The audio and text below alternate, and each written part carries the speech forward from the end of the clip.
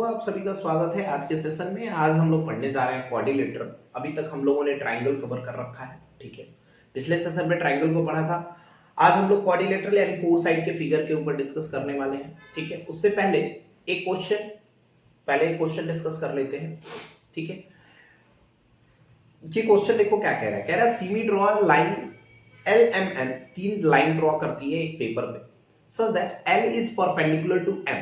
L is perpendicular to M। मान लेते हैं ये कोई लाइन आपका है, ठीक है।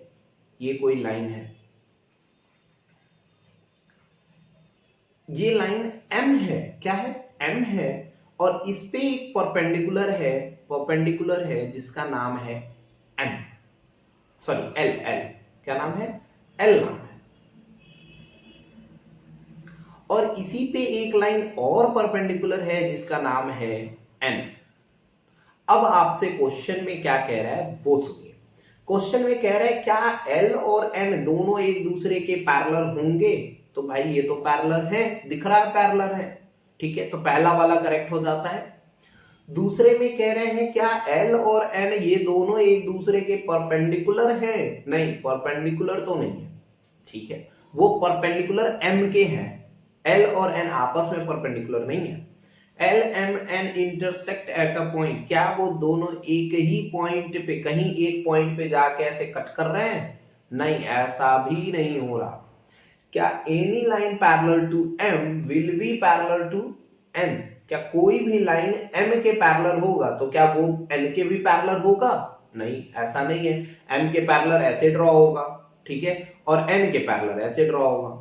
तो एक हॉरिजॉन्टल होगा, दूसरा वर्टिकल होगा, तो वो दोनों आपस में पैरेलल नहीं हो सकते, ठीक है। सो पहला वाला इसका आंसर क्या है? सही है। पिछले सेशन में हम लोगों ने ये डिस्कस किया था लाइन के ऊपर, तो ये क्वेश्चन हमने सोचा कराए, काफी अच्छा क्वेश्चन था। नाउ आज के सेशन पे आते हैं, तो आज का सेशन शुरू करते हैं। आज के सेशन में हम पढ़ने वाले हैं क्वाड्रिलेटरल, और क्वाड का मतलब क्या हो जाता है? 4 जैसा। फिर नाउ लेटरल्स की बात करें तो लेटरल्स क्या है? तो लेटरल्स का मतलब हो जाता है साइड, यानी 4 साइड वाले हम क्या करने वाले हैं? बात करने वाले हैं फिगर्स के ऊपर, यानी 4 भुजाओं वाले जो चित्र मानचित्र या चित्र होते हैं उसके ऊपर डिस्कस करेंगे।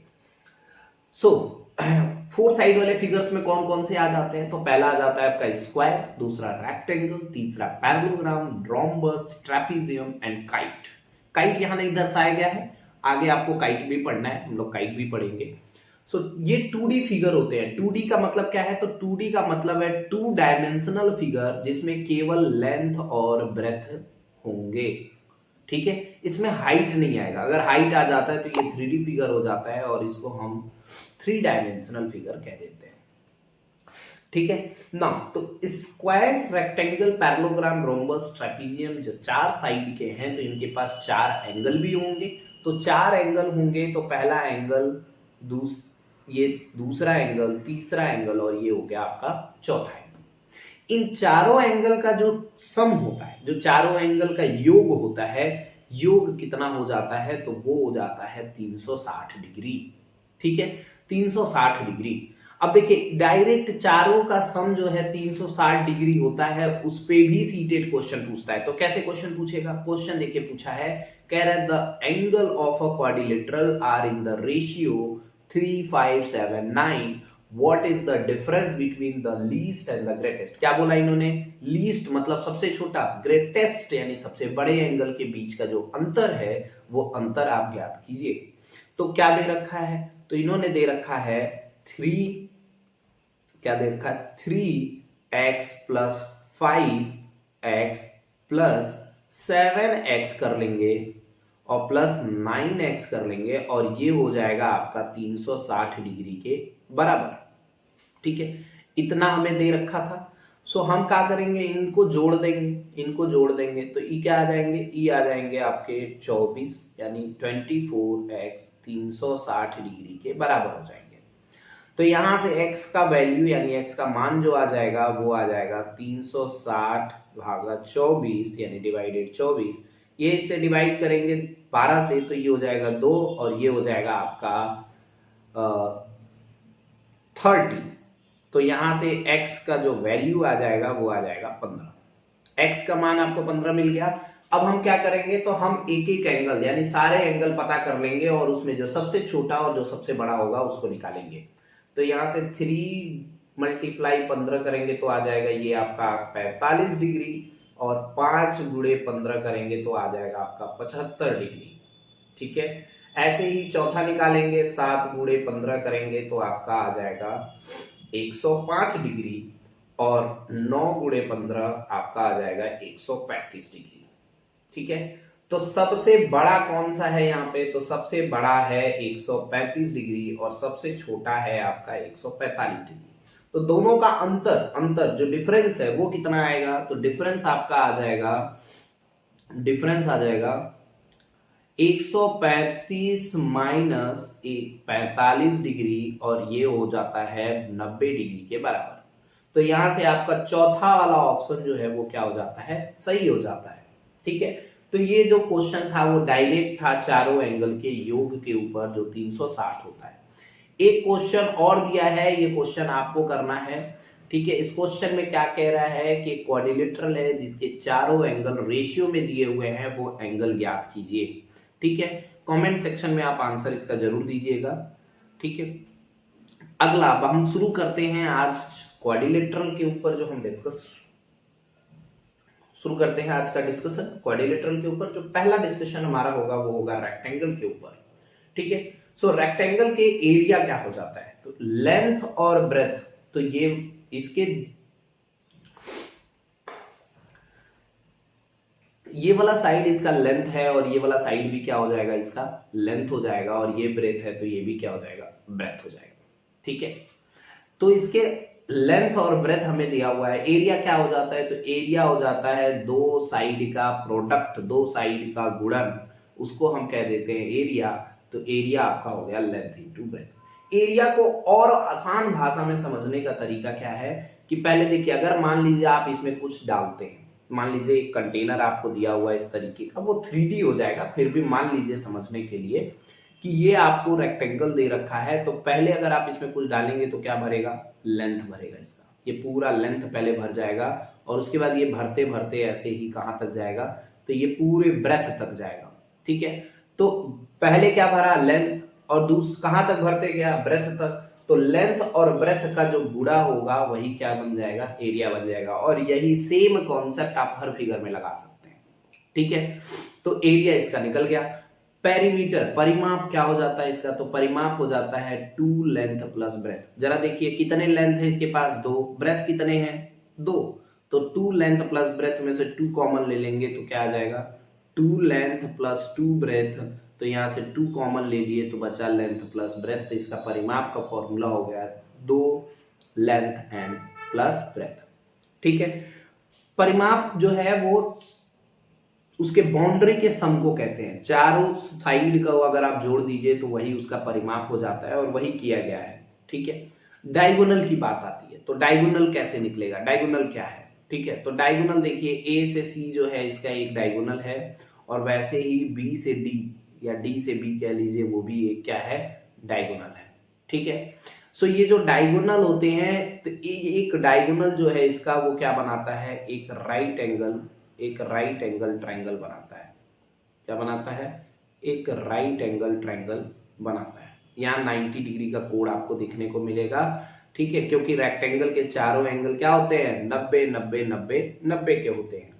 तो इस वाले डायगोनल को आप कुछ टाइम के लिए हाइपोटेन्यूज कह दीजिए, इसको बेस कह दीजिए, और इसको परपेंडिकुलर कह दीजिए। ठीक है, तो यहां आ जाते हैं पाइथागोरस साहब, और वो क्या कहते हैं कि अगर आपको हाइपोटेनस निकालना है तो उन्होंने एक सूत्र, एक फॉर्मूला दे रखा है, hypotenuse square is equal to base square plus perpendicular square. ठीक है, तो हम क्या कर देंगे, हमारे पास जो बेस है वो एल स्क्वायर है, और जो परपेंडिकुलर है वो बी हो जाएगा, तो दैट इज बी स्क्वायर है, और यहाँ पे एच स्क्वायर था। ठीक है, तो h के बराबर क्या हो जाएगा, तो h के बराबर हो जाएगा √L square plus B square, क्योंकि स्क्वायर हटता है तो इधर क्या लगता है, रूट लग जाता है। ठीक है, तो इस तरीके से इसके डायगोनल का फॉर्मूला बन गया L square plus B square. ठीक, थोड़ा सा इसके प्रॉपर्टी के ऊपर डिस्कस कर लिया जाए, क्योंकि प्रॉपर्टी से डायरेक्ट क्वेश्चन पूछा जाता है आपसे सीटेट में। तो प्रॉपर्टी क्या कहता है उसको देखिए, थोड़ा सा रुकिए।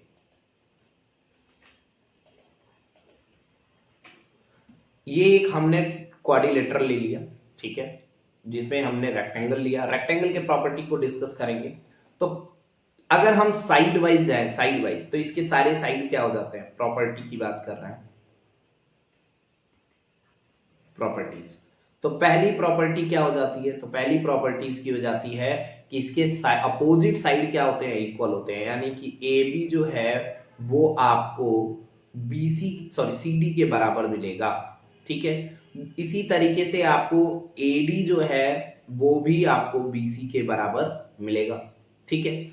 दूसरी प्रॉपर्टी क्या कहती है, तो दूसरी प्रॉपर्टी इसकी कहती है कि इसके साइड जो है वो पैरेलल होते हैं। क्या होते हैं, पैरेलल होते हैं। यानी ए बी जो है वो पैरेलल टू सी डी हो जाएगा, और वैसे ही ए डी भी जो है वो पैरेलल टू बी सी हो जाएगा, ठीक है। फिर तीसरी प्रॉपर्टी इसकी क्या कहती है, तो तीसरी प्रॉपर्टी कहती है कि इसके सारे एंगल जो है वो 90 डिग्री के होंगे। क्या होंगे, यानी एंगल ए जो है वो एंगल बी के बराबर होगा, और एंगल बी जो है वो एंगल सी के बराबर होगा, और एंगल सी जो है वो एंगल डी के बराबर होगा, और ये सब जो है 90 डिग्री के बराबर होंगे, ठीक है। चौथी प्रॉपर्टी क्या कहती है कि इसके जो डायगोनल्स हैं वो एक दूसरे को क्या करेंगे, बाइसेक्ट करेंगे। A B AC and BD bisect each other, क्या करेंगे, तो बाइसेक्ट ईच अदर, एक दूसरे को काटेंगे। क्या करेंगे, एक दूसरे को कट करेंगे, बाइसेक्ट ईच अदर, ठीक है। फिर यहाँ पे और चौथी प्रॉपर्टी हो गई। पांचवी प्रॉपर्टी क्या कहेगी, तो पांचवी प्रॉपर्टी कहता है कि इसके जो डायगोनल का लेंथ होता है वो इक्वल होता है। यानी AC जो है वो BD के बराबर होता है, AC जो है वो BD के बराबर होता है, ठीक है। अच्छा, एक चीज और, तो यहां से अभी आपने देखा कि AB जो है वो CD के पैरेलल, और AD जो है BC के पैरेलल, AB CD के पैरेलल होता है। अगर ये पैरेलल होते हैं तो पैरेलल होने की वजह से इस रेक्टेंगल को पैरेललोग्राम भी कहा जाता है। तो रेक्टेंगल जो है वो भी क्या होता है, इज अ पैरेललोग्राम। पैरेललोग्राम को शॉर्ट में ऐसे लिखा जाता है। तो रेक्टेंगल भी क्या है, एक रेक्टेंगल भी एक पैरेललोग्राम ही है, ठीक है। यहां तक आप लोगों को आई थिंक क्लियर हो गया होगा। ये रेक्टेंगल हमने डिस्कस किया। अगला जो है हमारा, हम डिस्कस करेंगे स्क्वायर के ऊपर। तो स्क्वायर के चारों साइड इक्वल होते हैं, जैसा आपको पता होगा, ए चारों साइड हो गए। तो इसका एरिया क्या हो जाएगा, हमने कहा दो साइड का प्रोडक्ट, तो दो साइड का product that is a into a, और वो मिल जाएगा, बन जाएगा ए स्क्वायर। वहीं चारों साइड को जोड़ेंगे तो इसका परिमाप आएगा, तो परिमाप इसका हो जाता है 4 इंटू ए, क्योंकि चारों इक्वल है तो 4 इंटू ए कर देंगे तो परिमाप आ जाएगा। फिर डायगोनल की बात करें, अगर मैं ए से सी को ज्वाइन कर दूं, ए से सी को ज्वाइन कर दूं तो क्या आ जाएगा, देखिए ए से सी को अगर हमने ज्वाइन किया तो ये इसका डायगोनल हो गया। फिर से ये 90 डिग्री का एंगल होता है यहाँ पे, तो हम पाइथागोरस यहाँ पे लगा देंगे, और इसको हाइपोटेन्यूज माने तो ए स्क्वायर और ए स्क्वायर, तो ये हो जाएगा 2a स्क्वायर। और स्क्वायर में ए है तो वो क्या हो जाएगा, बाहर आ जाएगा रूट के, तो आप इसको लिख सकते हैं a√2, या फिर आप लिख सकते हैं √2, और बाहर लिख सकते हैं a, ठीक है। तो ये इसके डायगोनल निकालने का तरीका हो गया। इसके प्रॉपर्टी की बात की जाए तो हम थोड़ा सा एक बना लेते हैं स्क्वायर।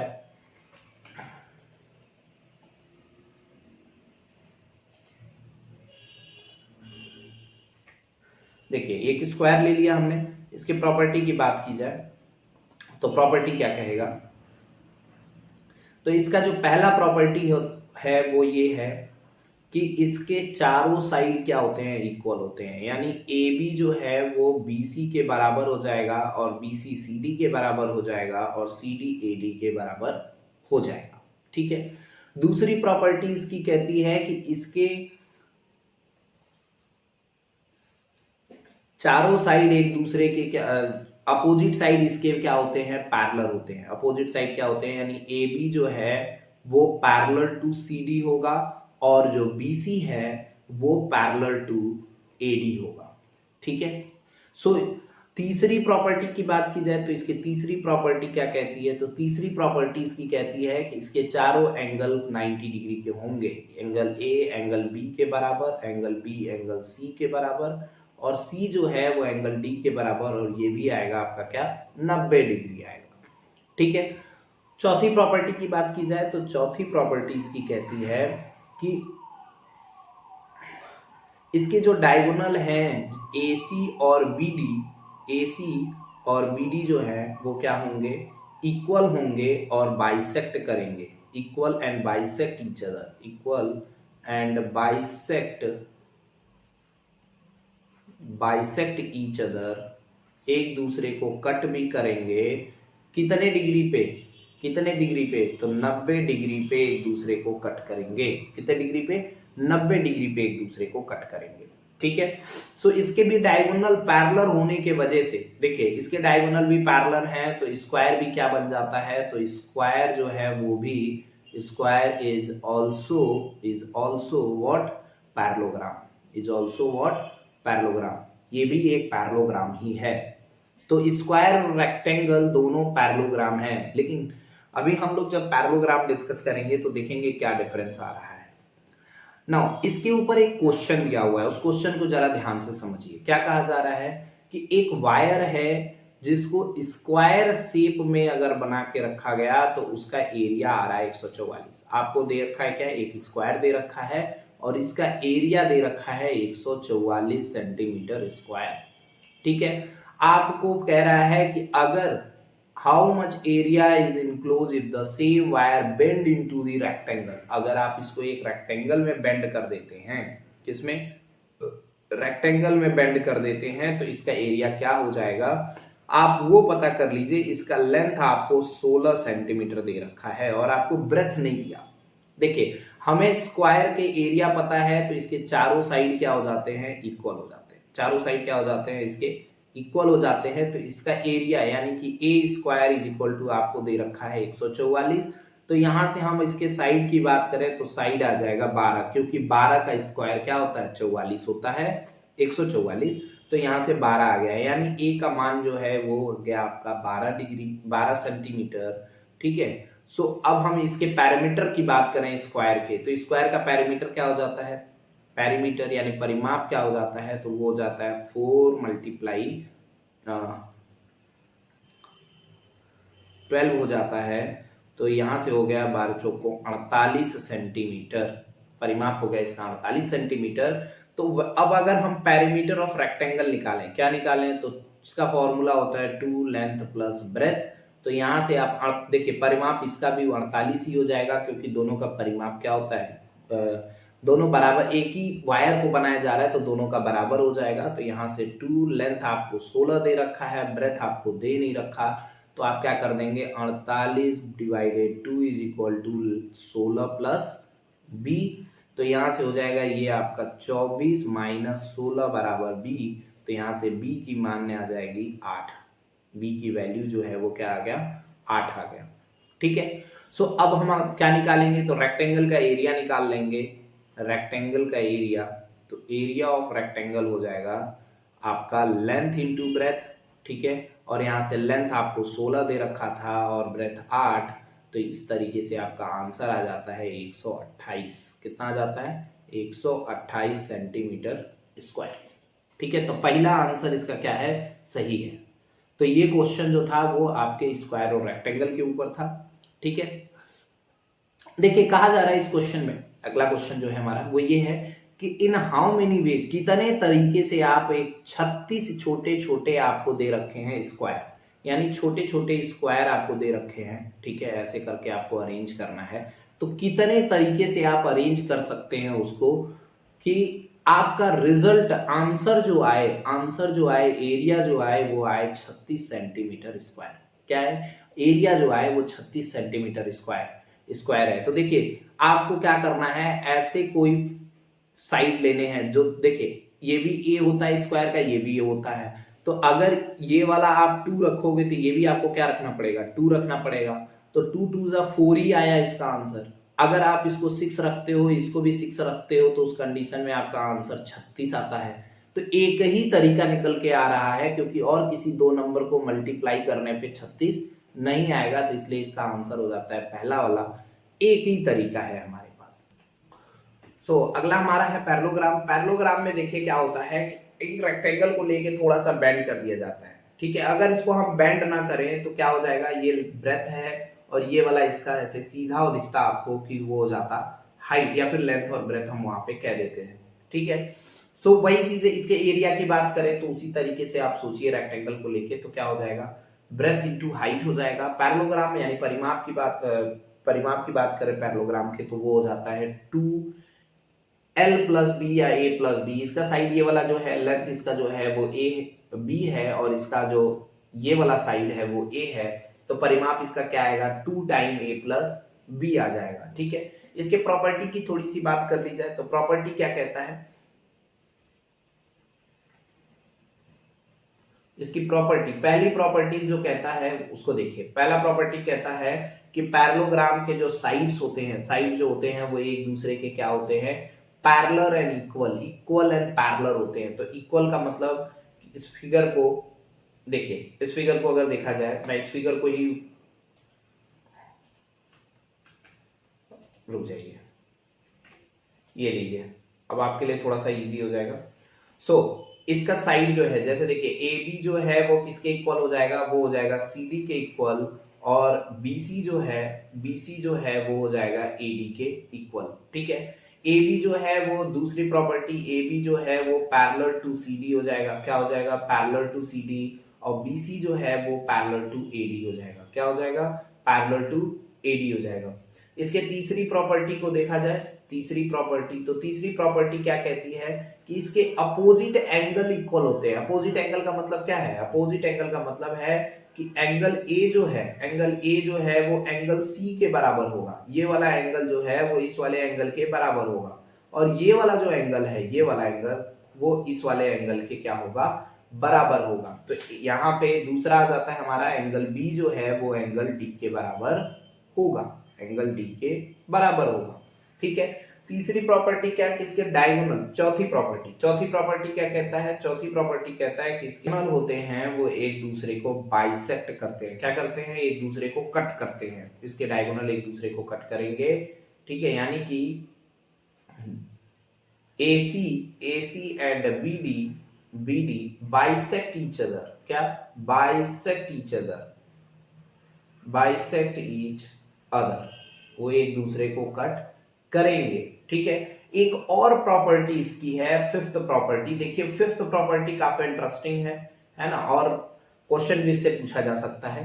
तो प्रॉपर्टी क्या कहता है कि कह रहा है कि किसी भी कॉन्जुगेटिव दो एंगल, या ए और डी को ले लीजिए, ए बी को ले लीजिए, बी सी को ले लीजिए, या सी डी को ले लीजिए, ठीक है, किसी भी दो एंगल का सम 180 डिग्री होगा, यानी angle A plus angle B जो है उसका सम जो होगा वो क्या होगा, 180 डिग्री होगा। ऐसे ही B प्लस सी का भी सम 180, C प्लस डी का भी सम 180, A और D का भी सम 180 ही होगा, ठीक है।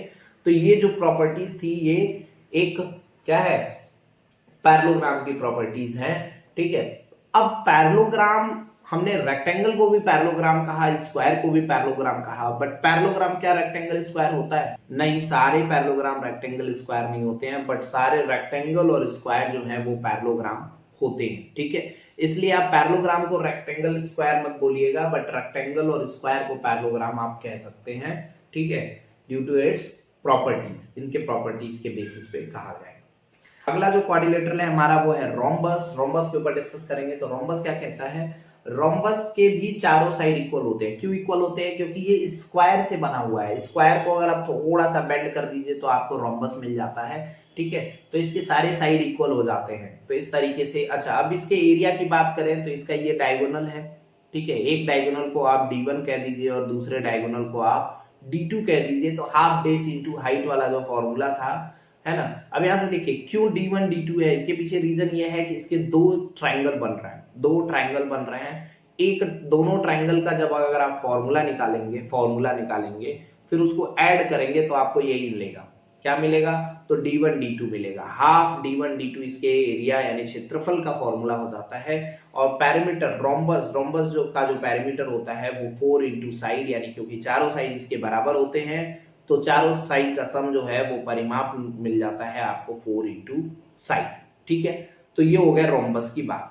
रोम्बस के प्रॉपर्टी की थोड़ी सी बात कर लें हम लोग, तो रोम्बस की प्रॉपर्टी क्या कहती है वो देखिए। देखिए ये रोम्बस है हमारा, तो रोम्बस की पहली प्रॉपर्टी की बात करते हैं,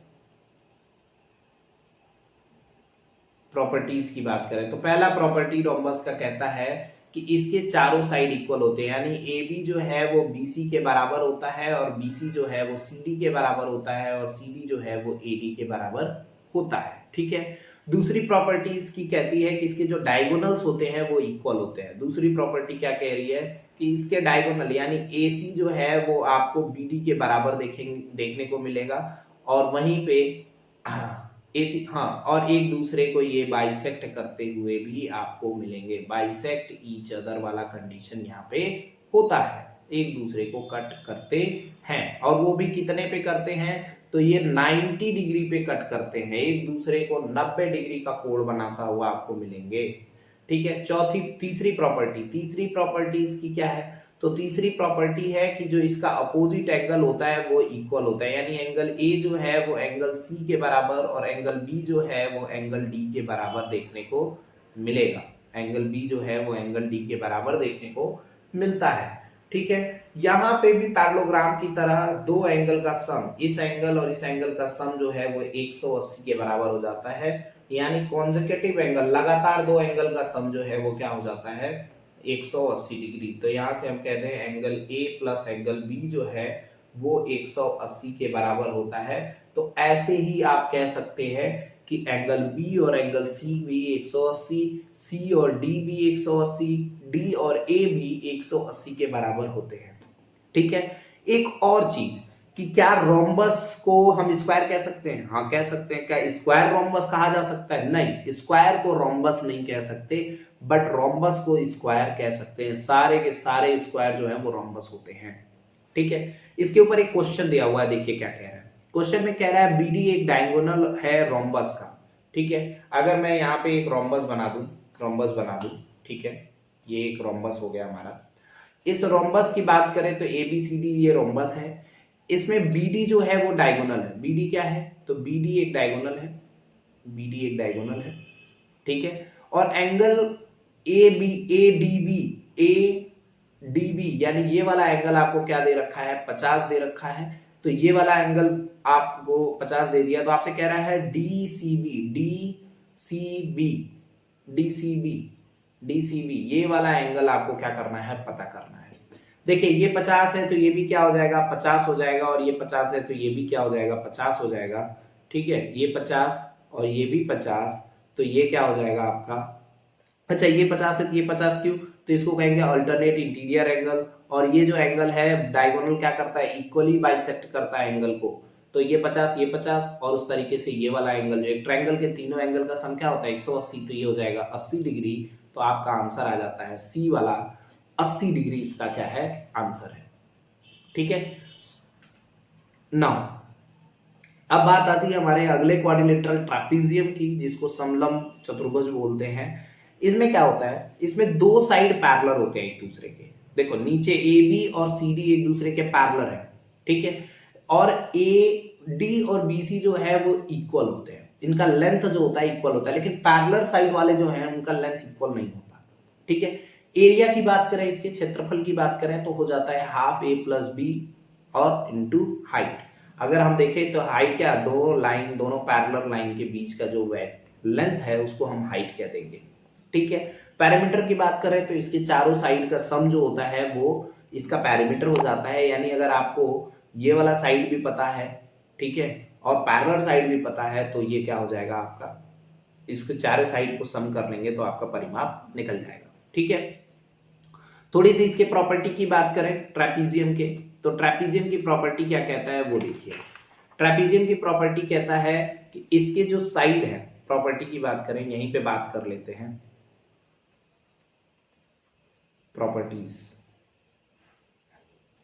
प्रॉपर्टीज की बात करें तो पहला प्रॉपर्टीज का क्या है कि AD जो है, AD को जरा ध्यान से देखिए, हमने कहा था कि ये वाला साइड इसके क्या हो जाएगा इक्वल, तो AD जो है वो BC के क्या हो जाता है इक्वल हो जाता है, और AB जो है AB किसके पैरेलल हो जाएगा, तो वो CD के पैरेलल हो जाएगा। AB जो है वो CD के क्या होता है पैरेलल होता है।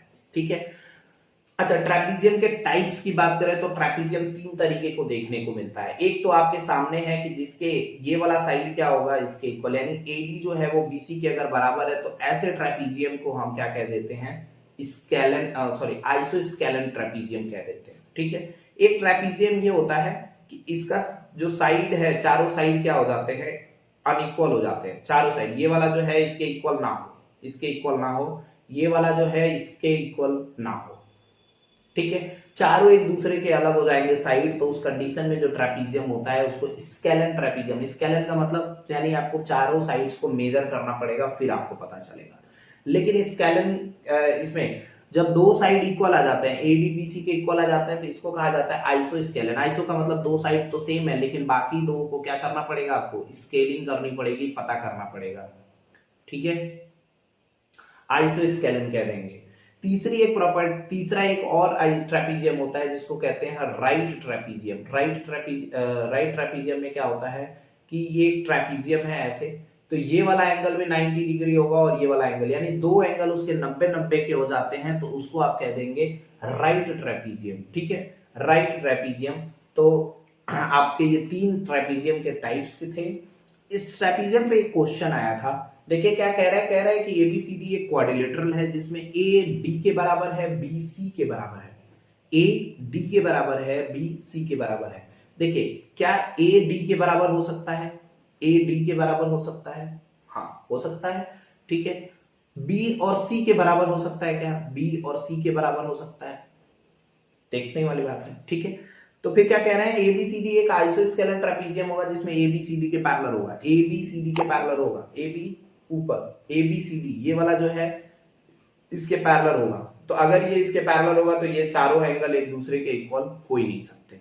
ठीक है, दूसरा ये कह रहे हैं एबीसीडी एक आइसोस्केलन ट्रेपीजियम होगा जिसमें एडी बीसी के बराबर होगा। एडी किसके बराबर होगा, तो बीसी के बराबर होगा, एडी बीसी के बराबर होगा। सो एडी जो है वो बीसी के बराबर होगा जिसमें एडी जो है वो पैरेलल होगा, ये वाला साइड जो है इस साइड वाले के पैरेलल होगा। ठीक है, चौथा कह रहे हैं कि एबीसीडी काइट होगा जिसमें एबी एडी के इक्वल होगा, और एबीसीडी एक काइट होगा जिसमें एबी बीसी के इक्वल होगा, एबी बीसी के इक्वल होगा। तो इसका फोर्थ ऑप्शन काइट देखा है, काइट ये वाला होता है, काइट ये होता है काइट।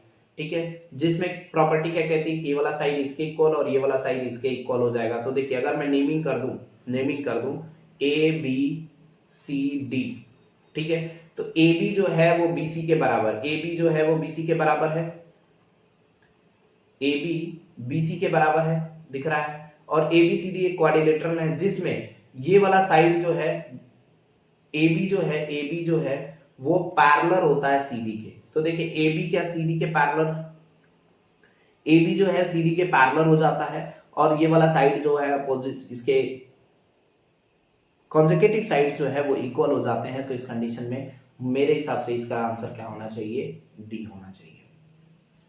ठीक है, सो आज के लिए सिर्फ इतना ही। नेक्स्ट वीडियो में हम लोग मेंसुरेशन को पढ़ेंगे, और आज शाम एक वीडियो आएगा जिसमें हम लोग पॉलीगन को कवर करेंगे। Thank you.